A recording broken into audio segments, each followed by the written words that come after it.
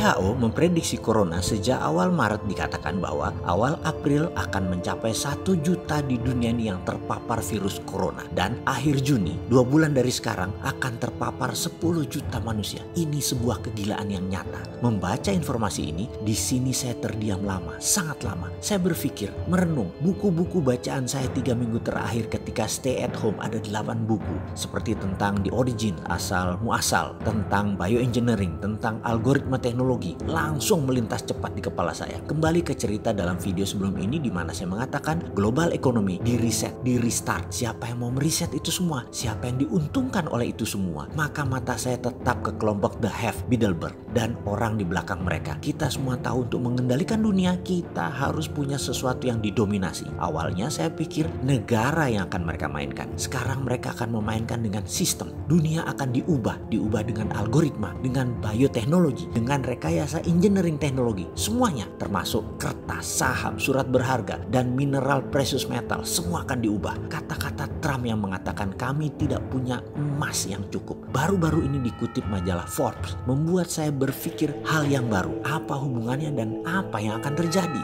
Oke, kita mundur sedikit ke zaman sebelum Keynesian. Sebelum 1930, itu adalah periode sebelum Keynesian, uang atau money itu hanya pelumas transaksi. Money is just greasing the transaction. Uang sebelum itu gak dipuja seperti sekarang, gak ditakuti seperti sekarang, gak dijaga seperti sekarang. Uang ya hanya pelumas, pelancar, mempermudah sebuah transaksi saja. Uang di zaman Keynesian jadi bukan saja pelumas transaksi, tapi menjadi komoditas, menjadi papers, menjadi jaminan, menjadi surat hutang. Akhirnya menjadi benda yang harus dikontrol keberadaannya dengan bank sentral. Ada nilai turun naiknya inflasi, dipuja, ditakuti, dikasih syarat, persis sesajen, dan lain sebagainya. Uang mendadak menjadi ada rumus fisikanya. Uang mendadak jadi ada rumus matematikanya. Bukan lagi pendukung sektor real uang itu. Bukan lagi pendukung sektor produksi. Bukan juga kebutuhan pasar. Namun bisa nggak ada urusan dengan sektor real. Uang bisa diterbitkan dari angin kek, dari perang kek, dari penyakit kek. Pokoknya uang adalah solusinya. Sebagai penganut New Economic Model yang gencar dipromosikan di dunia sejak 2009, maka kaum yang percaya MMT itu menyebut dirinya kaum ekonom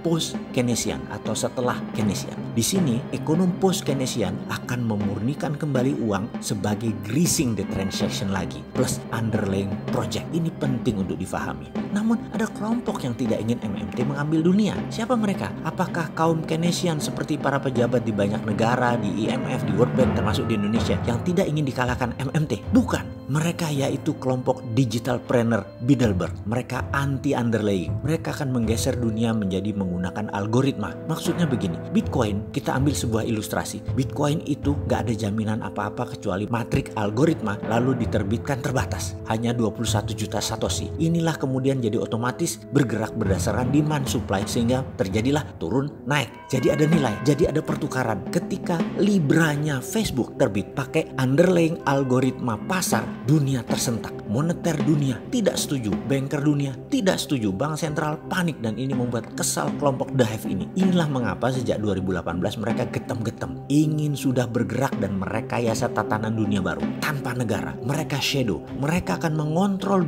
digital dunia. Bilderberg itu mengkonsolidate Instagram, IG, Facebook, Google, YouTube, TikTok, Twitter, Amazon, Alibaba, dan panjang lagi list teknologi yang gak selesai 20 lembar tulisan. Makanya seperti dalam video sebelum ini, merubah sistem harus decoupling masa lalu, keterputusan dengan masa lalu. Seperti dunia sebelum perang dunia pertama dengan sistem kolonialismenya. Setelah dunia berubah total, lalu antara setelah perang dunia pertama sampai perang dunia kedua, dunia beda dengan setelah perang dunia kedua. Seperti yang kita alami saat ini. Setelah perang dunia pertama, itu putus. Bukan reformasi, bukan transformasi, beda, putus. Dan ketika virus corona disebar di tahun 2019 akhir, kemarin yang diperkirakan akan mematikan 30 juta umat manusia, seperti prediksi Bill Gates di tahun 2018, akan memapar separuh penduduk dunia. Apakah ini tidak akan terjadi demi decoupling keterlepasan dengan masa lalu? Untuk meriset dunia perlu perang, dan kali ini perang biologi. Manusia melawan virus. Dunia at war time sekarang. Masih nggak paham juga. Masih perlu IMF, masih cari utangan, masih mikirin ekonomi. Ini survival mode. Kalau Anda pejabat sekarang, pikirkan survival of the nation. Virus merubah